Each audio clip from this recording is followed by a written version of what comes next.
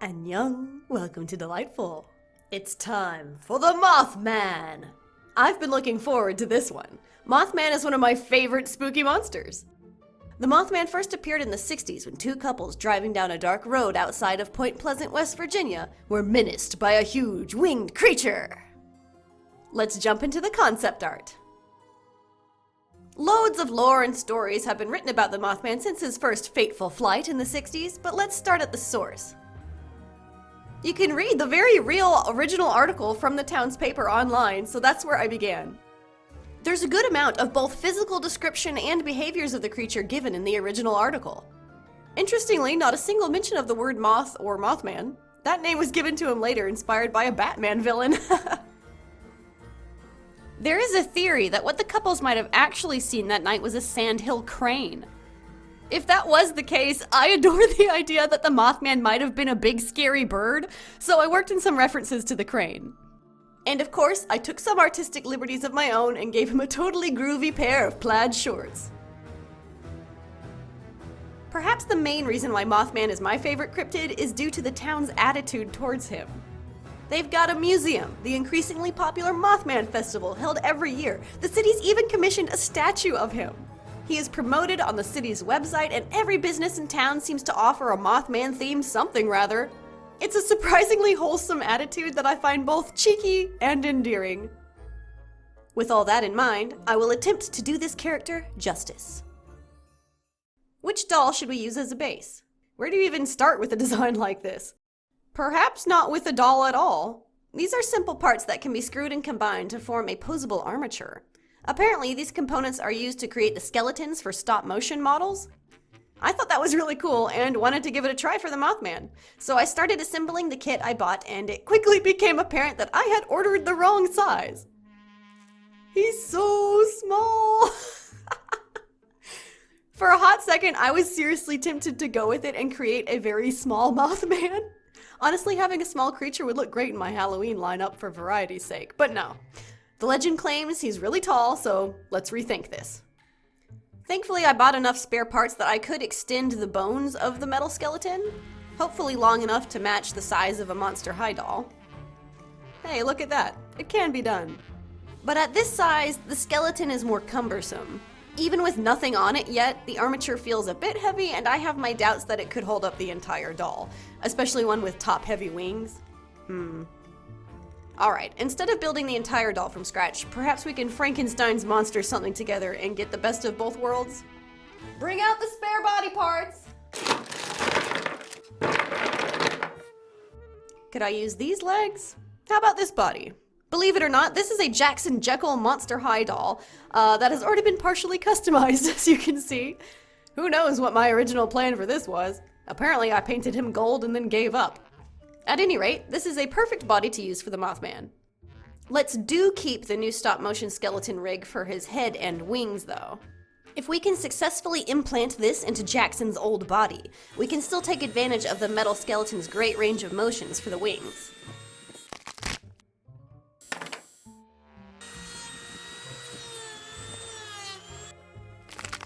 It wouldn't be a Halloween doll if we didn't carve into someone's chest cavity. I'm also whacking off his legs at the knees and cleaving the entire body in twain. Look at those shiny cheeks, just like the real Mothman sculpture. Because the head is so large and static, I'm going to add a waist joint to this doll to give him some movement back.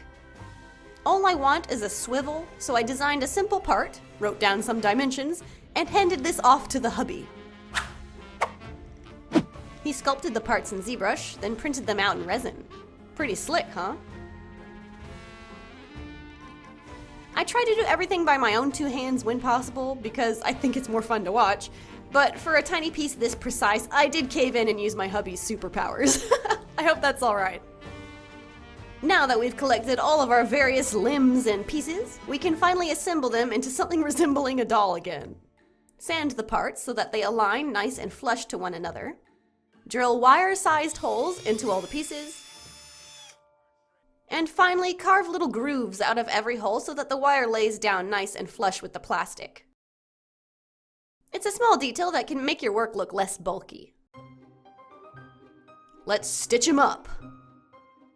The goal, as always, is to have the limbs held together tightly with only the armature wire, but I do use the occasional touch of hot glue just to help the elements grab. I cut the knees off so that I could turn them backwards and reattach them. An easy way to make bird legs with the joints a doll already has. I used more of those scrap metal parts I ordered to screw the armature in place inside of the body for the doll's head and wing structure. It's really strong and lightweight. Quite pleased with that. And with some well-placed holes drilled through the doll, I'm also able to set in place and anchor the custom piece we printed into the doll's waist. One last piece we need to make before moving on to sculpting, the mouth. Yes, I'm giving the Mothman a fully articulated set of terrifying chompers. With his huge head and big eyes and fluffy body, I worried that I might have made Mothman too cute, so I needed something to make him scary again. You can see I'm referencing my drawing to make sure the size is right. Having a detailed schematic of this doll was crucial to getting all the parts to line up. Plus, it looks really cool to have a drawing like this. It's like Mothman Da Vinci or something. Anyway, I formed a bit of wire around my jewelry pliers that is the right size for a bolt to pass through, and we're going to affix 2 of these to the shoulders of the doll. The jaw will attach at these 2 points deep inside the head. Now for sculpting! I haven't used my epoxy sculpt in so long. Is it still good? It's like I'm handling some kind of pickled specimen. Apart from the sickening brown sheen, once it mixed up, it behaved just like I'd expect. Thank goodness.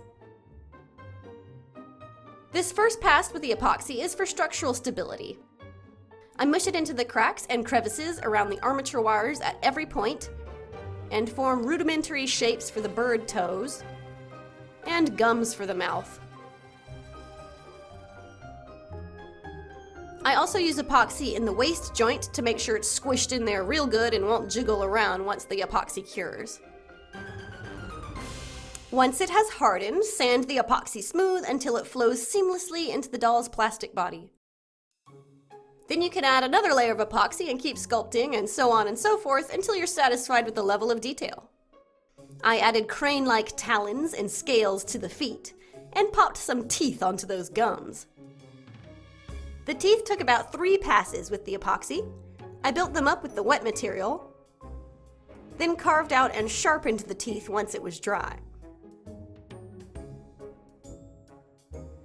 I also made sure the bottom jaw would slot underneath the top jaw. With all the sculpting done, we can move on to paint. I'll start with black gesso. This part is the best, concealing all that messy work underneath one solid color of paint. It makes it look like the doll was produced that way from the beginning.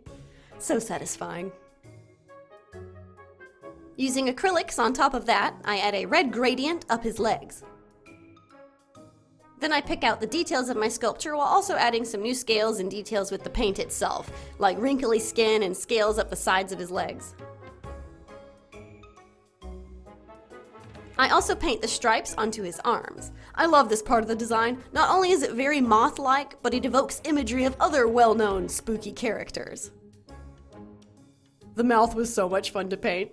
I used a saturated bright pink and red for the gums and tongue, and then browns, beige, yellows, and whites for the teeth, as you would expect. When the mouth is in a closed position, I want it to be as concealed and invisible as possible, but then look shockingly bright pink when the mouth is open. This was inspired by my black cat. His mouth appears out of nowhere. Seal everywhere you've painted with a varnish. I use Liquitex matte varnish for the body and a glossy varnish for his mouth. And once all that's dry, I screw the bottom jaw in place and affix the top jaw to our metal armature like so, with, you guessed it, more wire and a touch of epoxy. Now, I bet you've been wondering what on earth my plan is for the head. I've drawn this massive fluffy head on the blueprint. What's that going to be made out of? Well, for such an important doll, I thought why not try my hand at a brand new technique I've never done before and sculpt it out of wool roving. Yeah, needle felting they call it. You've heard of this, right? Maybe you've tried it yourself. I've always wanted to give it a go and figure now's my chance. So, with the unearned confidence of a total beginner who's watched a single tutorial video, I dive right in. I started with the most important part, his face, on a flat piece of foam. I patted down a couple shreds of wool and started poking. At first it felt like nothing was happening, but eventually, when enough material was added, I could feel the barbs of the needles grabbing and tugging the wool with each poke, and the material matted together. So I started adding different colors and placing some stripes. Those glass hemispheres will become his eyes later. I'm using them for sizing and placement, of course, at this stage. About 10 minutes in, it became clear to me that this technique was possible, and I think it's gonna work for the Mothman. I was happy and relieved because I really didn't know what I was getting into. That's a good start for his face, right? I chop up my foam block until I get this dome shape, and now I will attempt to connect more wool to the face until we wrap it around the whole head and create a hollow head, essentially a cup shape out of the wool. This was the hardest part because the foam was floppy and I had to hold these wispy wool strips onto the foam with my own hands, and I had to stab it a million times without stabbing my fingers. But eventually, enough wool had been felted to form a thicker and more stable base. Needle felting is interesting. It feels like a combination of sculpting and painting at the same time because you can lay down colors and blend the pigments and form a 3D shape all in one brushstroke, or needle jabs. As the head slowly took shape, I frequently placed it over the armature to check the fit and the placement of the features. Soon enough, it was time to glue on his felted chin beard and some fur directly to the body.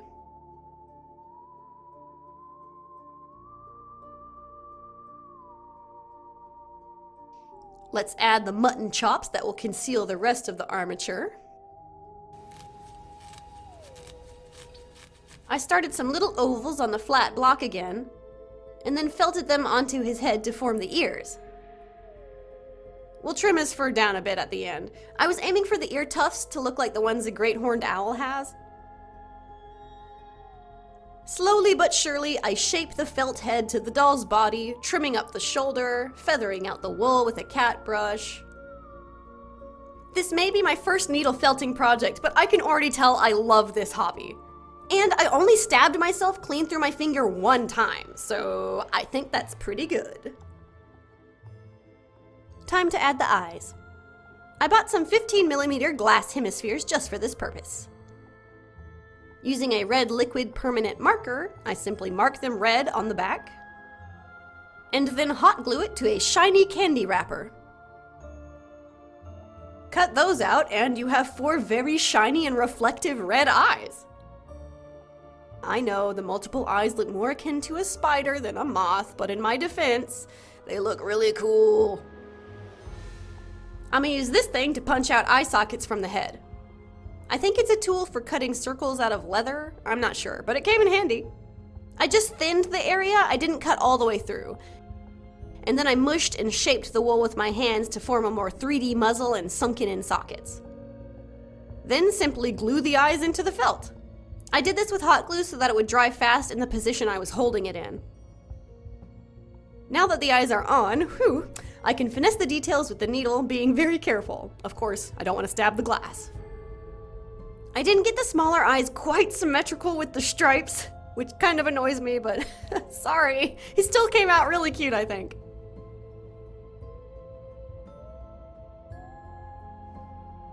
Alright, now for the moment we've all been waiting for. Attaching the head. A little glue on the inside of his lips, and a large amount on the top of the jaw, and we'll just ease it into position and leave it alone for a while. Once that crucial mouth connection has dried, I glue down the rest on the shoulders and the front of his body. Ah, it's good to finally see the doll with his head on. With a tad more combing, trimming, and finessing, I was able to shape the wool, making him nice and fluffy, and also conceal that jaw joint. My main concern with the design I'd come up with is that he'd end up looking like a nutcracker, but the fur hides that articulation quite nicely. And thanks to the large empty cavity we cut out of the doll's chest, the beard fur has plenty of space to recede into without restricting the jaw's movement. Wings. Wings are obviously a very complicated thing to make. They need to collapse and extend while looking aesthetically good in both positions. They need to be lightweight so the doll won't fall over. Once again, I've sketched up a blueprint. The wool roving worked so well for the head, I decided to use it on the wings as well. At least partially. I felted up a long strip of wool and encased the bone inside of it for starters. This will serve as a base to sew feathers to. I glued 2 layers of cotton fabric together. This stiffens the material and means it won't fray when we cut out the feather shapes. And then, referencing my drawing, I sketch and cut out several layers and sizes of feathers. Here's all the fabric layers, and how they will assemble into a wing. The cut fabric by itself already looks pretty cool, which is encouraging. So I bust out the paint and get to detailing the feathers. A little dark gray and fading to black at the tips for the bigger feathers, and some desaturated blue eye spots on some other feathers. Starting at the base of the wing, I attach 1 layer of feathers at a time, starting with the bottommost layer and working my way up. I used minimal stitches just at the tops of the rows and tried to catch the felted casing underneath without passing all the way through. In other words, I'm doing my best to keep the bone inside unobstructed. I have a tendency to want to pull things tight and make a ton of stitches to make it strong, but the key to making good wings is apparently to keep it loose and minimal. After the cloth feathers are all sewn on, the last step is to cover up the uglier parts on top with some fluffy wool. It's probably unwise to needle felt onto something that includes fabric, stitching, and a metal frame, but I did it anyway because watching the wool attach to itself and cover up the bad spots while looking really pretty and it's so lightweight, this stuff is a wonder material for sure. I've staggered the layers of feathers so that they can collapse into each other like this. It's not bad. Let's screw them into his back and add the finishing touches. A little more fluffy fur here and there perfectly hides the bolts and nuts, but keeps them accessible in case I need to tighten the joints. I am really happy about his wings. They are by far the best pair of wings I've ever made for a doll, and I've made a lot, some better than others. I love how tightly they can crunch up and tuck behind him, but they also look spectacular when unfurled. There's only one thing left to make for this doll, but it's the best part. That's right, I'm talking about the shorts. I feel like they're gonna be controversial because, they are very funny, right? I know some of you probably wanted a scary Mothman, but my doll took on a life of its own, as they so often do, and what can I tell you? He wants the shorts. I considered giving him a peace sign necklace at one point, but thought that was a step too far. The shorts add a nice splash of color, and of course, they're very 60s. The pants snap together in the back right under his little tail, and with that, our Mothman doll is done.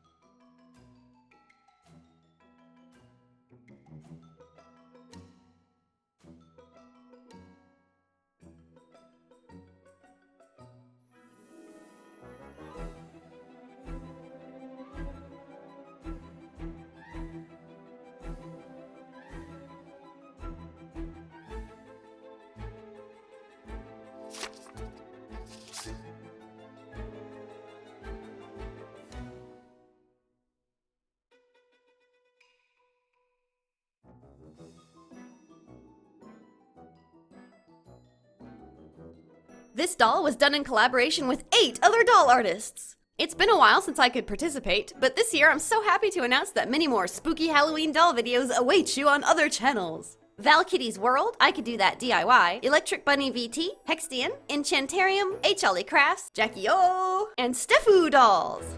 We've got spiders, witches, and ghoulies galore. Find a link to our playlist in the description box below. Have a happy Halloween and stay artsy. Annyeong!